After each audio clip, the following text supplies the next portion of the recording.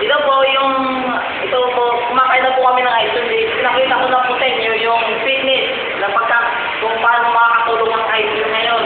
Ngayon, papakita ko pagkain ng isang mahirap at mayaman. Dito po ako po sa inyo. Nabawasan na po kasi managing na po kami. Papawisan po ako. So, ito po. So, pag mahirap pa po, kukuha ka. Ganito po yung pagkukuha ng kagaya ko. Ito. Kukuha ka ng malaki, ganyan. Tapos, ito po, yung pagkain, ha? Ganyan po. Ganyan pa kamahirap. Diba? Pag mayaman na po, ito po, sa kaibigan po, nandito po yung pagkain.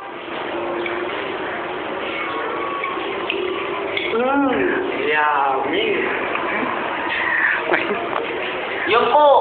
Yun po ang pagkakain ng isang mayaman. Kaya, magpili lang po kayo kung paano kumain ng ice cream po. Kung pang mahirap po, pang mayaman.